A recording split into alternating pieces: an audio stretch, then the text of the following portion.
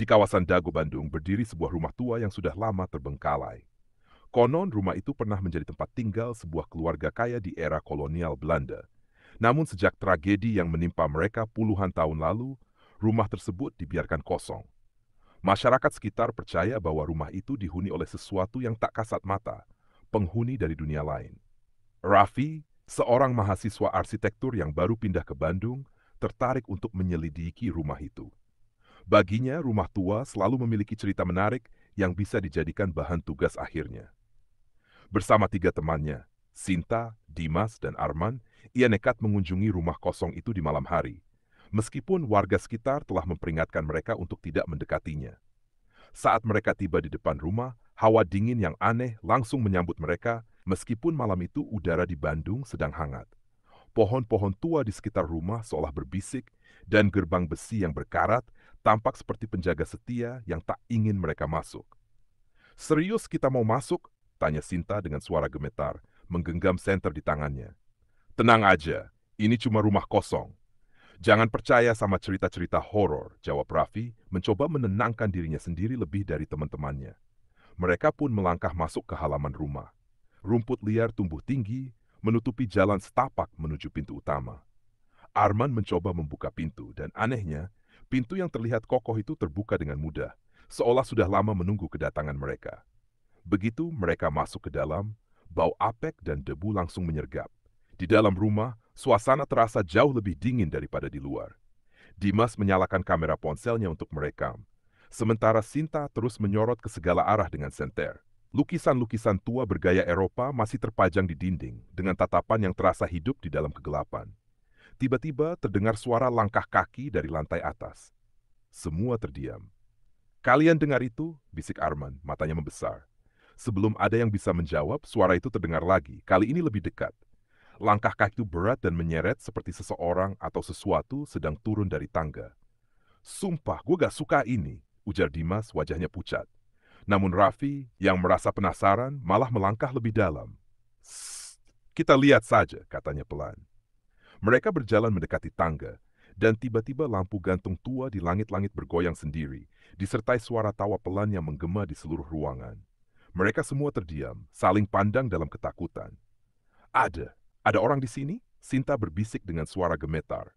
Tak ada jawaban, tapi tiba-tiba sesuatu bergerak di ujung lorong, sebuah bayangan hitam tinggi melintas dengan cepat.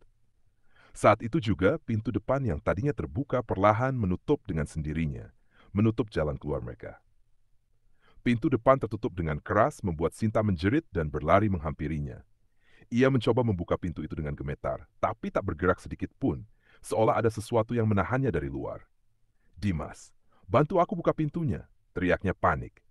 Dimas buru-buru mendekat, menarik gagang pintu sekuat tenaga, namun tetap sia-sia. "Gak bisa, kayaknya terkunci dari dalam," gumamnya napasnya memburu. Sementara itu, Raffi dan Arman masih terpaku di dekat tangga, menatap ke arah lorong gelap tempat bayangan tadi muncul. "Kita harus tetap tenang," kata Raffi, meskipun suaranya sendiri terdengar ragu. Mungkin ada jalan keluar di belakang rumah. Tiba-tiba terdengar suara langkah kaki di lantai atas lagi, lebih cepat dan lebih berat dari sebelumnya. Arman menyorotkan senter ke tangga, tapi tak ada apa-apa di sana, hanya debu yang berhamburan di udara.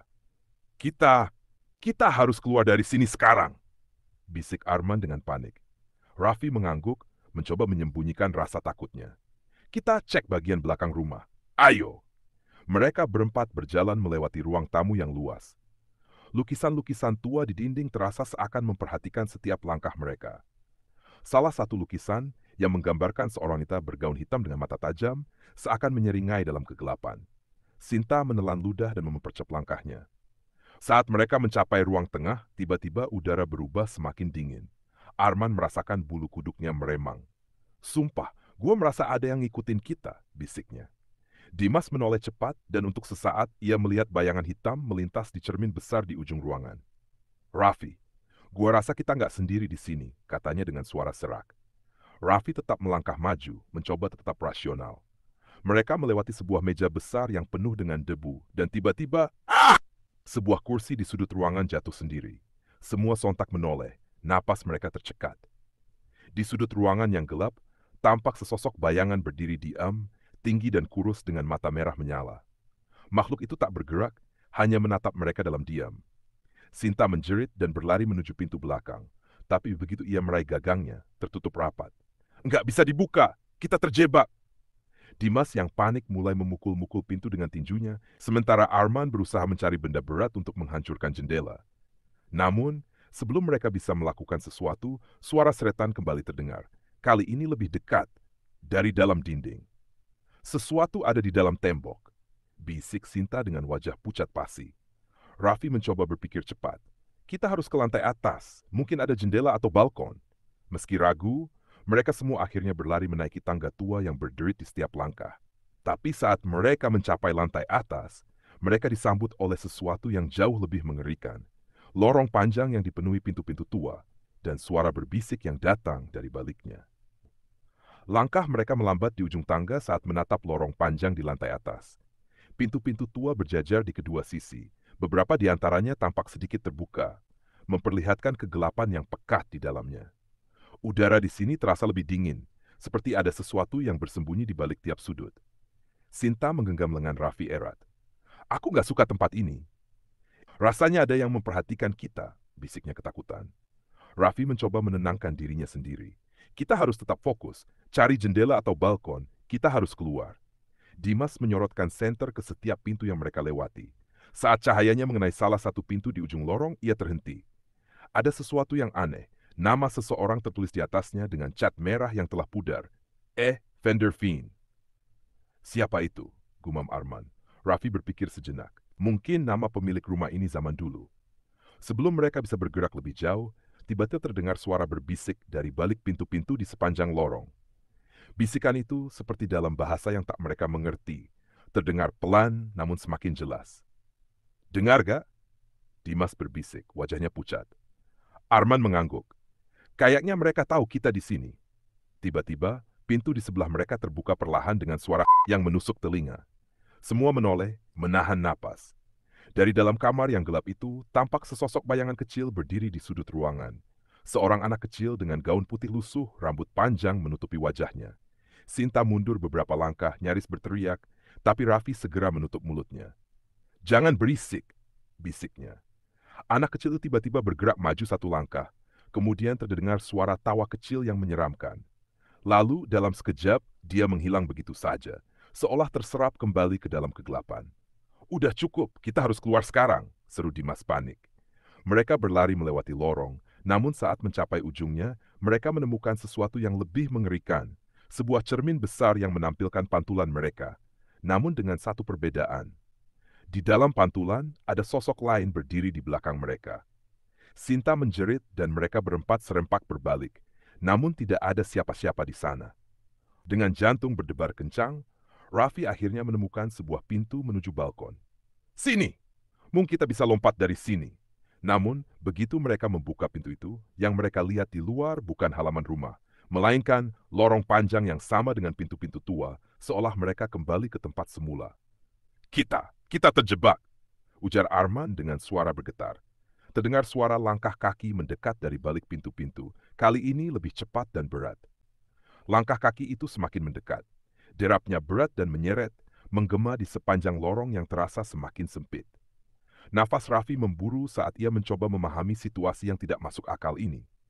Mereka seharusnya berada di balkon, tapi yang mereka lihat justru lorong yang sama dengan pintu-pintu menyeramkan itu. "Kita harus mundur, kembali ke bawah," desis Sinta. Matanya berkaca-kaca menahan ketakutan. Namun sebelum mereka sempat berbalik, salah satu pintu di sebelah kanan mereka terbuka sendiri dengan keras. Dari balik kegelapan, muncul sosok tinggi dengan mata kosong yang memancarkan cahaya redup. Sosok itu mengenakan pakaian lusuh ala kolonial, dengan wajah pucat dan senyum mengerikan yang tidak manusiawi. Tangan panjangnya melambai perlahan ke arah mereka, seakan memanggil mereka untuk masuk. Arman mundur sambil bergumam, "Gua gak mau mati di sini." Tanpa berpikir panjang, Raffi menarik tangan Sinta dan berlari menuju tangga, diikuti Arman dan Dimas yang masih mencoba menenangkan diri. Namun, sebelum mereka bisa mencapai tangga, langkah kaki di bawah terdengar. Ada sesuatu yang naik, dan mereka kini terjebak di antara dua bahaya. "Kita ke kamar sebelah, cepat!" ujar Dimas panik sambil menarik gagang pintu terdekat. Mereka masuk ke dalam kamar yang dipenuhi debu dan perabotan tua. Lampu gantung berayun perlahan meskipun tidak ada angin. Raffi buru-buru mengunci pintu di belakang mereka, sementara Arman berusaha mencari jalan keluar lewat jendela. Sinta mendekati lemari besar di sudut kamar, berharap menemukan sesuatu yang berguna. Namun saat ia menarik pintunya terbuka, wajahnya langsung pucat pasi. Di dalam lemari itu, berjejer foto-foto lama keluarga Belanda yang pernah tinggal di rumah ini. Di salah satu foto, tampak seorang pria yang mirip dengan sosok yang mereka lihat di lorong tadi. Ini, ini dia, bisik Sinta sambil menunjukkan foto itu pada yang lain. Sebelum mereka bisa mencerna lebih jauh, ketukan perlahan terdengar di pintu kamar. Tok, tok, tok. Suara ketukan itu terdengar semakin keras, berubah menjadi hentakan yang mengguncang pintu. Dia tahu kita di sini, seru Arman, mencoba memecahkan jendela dengan kursi, namun kaca itu seolah lebih kuat dari yang seharusnya. Dimas, yang dari tadi diam, tiba-tiba melihat sesuatu di lantai, sebuah pintu jebakan yang tersembunyi di bawah karpet lusuh. Raffi, lihat ini! Tanpa ragu, mereka segera membuka pintu jebakan itu dan melihat tangga sempit yang menurun ke bawah. Tanpa pilihan lain, mereka bergegas masuk ke dalamnya, menutup pintu di atas mereka tepat saat pintu kamar dihantam dengan keras dan terbuka. Dalam kegelapan, mereka merangkak turun dengan napas tertahan. Di bawah sana, lorong sempit membentang, diterangi cahaya redup dari lilin-lilin yang entah sudah berapa lama menyala. Di dindingnya, terdapat tulisan-tulisan aneh dalam bahasa Belanda. Mungkin ini jalan keluar, gumam Raffi, mencoba tetap optimis. Namun, di ujung lorong itu terdengar suara tertawa kecil yang familiar. Suara anak kecil yang mereka lihat di lantai atas. Kita nggak sendirian, bisik Sinta. Suaranya nyaris tidak terdengar.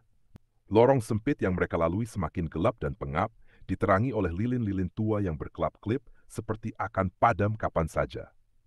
Dimas berjalan di depan, menyorotkan senternya ke dinding yang dipenuhi tulisan dalam bahasa Belanda, sementara Sinta terus menggenggam lengan Raffi dengan erat.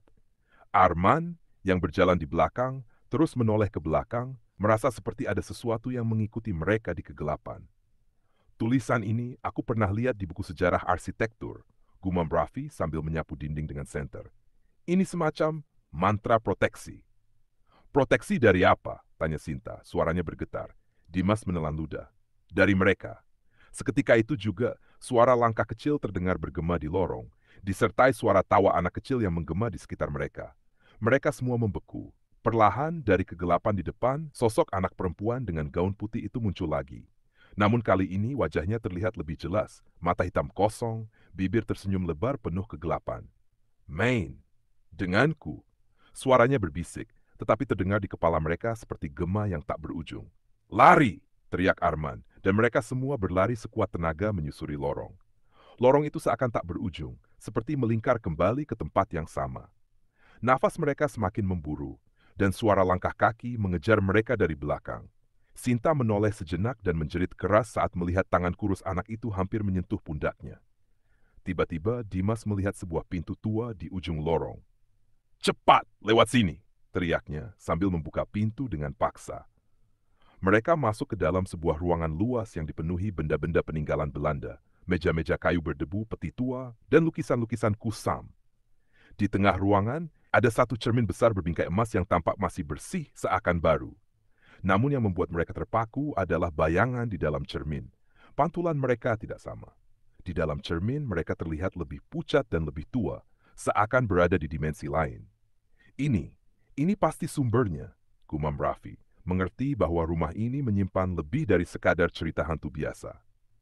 Sebelum mereka sempat berpikir, bayangan dalam cermin mulai bergerak sendiri, tersenyum lebar dengan wajah yang bukan milik mereka. Sosok tinggi yang mereka lihat di lorong muncul di balik bayangan itu, mendekat dengan tatapan mengancam. Kita harus hancurkan cerminnya, seru Dimas panik. Arman mengambil besi tua yang tergeletak di lantai dan menghantam cermin dengan sekuat tenaga. Cermin itu pecah berkeping-keping, memantulkan cahaya aneh di seluruh ruangan. Angin kencang berhembus dari dalam cermin, membawa suara jeritan dan tawa mengerikan sebelum semuanya berubah hening. Perlahan, suasana di rumah itu mulai berubah. Udara dingin berangsur-angsur hilang, dan suara-suara aneh lenyap. Mereka saling berpandangan, tak percaya bahwa mereka akhirnya bisa keluar dari teror itu.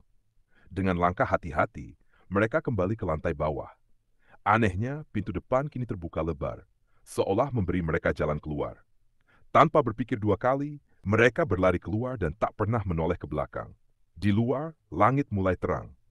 Rumah itu kini tampak lebih tua dan rapuh, seperti kehilangan kekuatan mistisnya setelah cermin itu dihancurkan.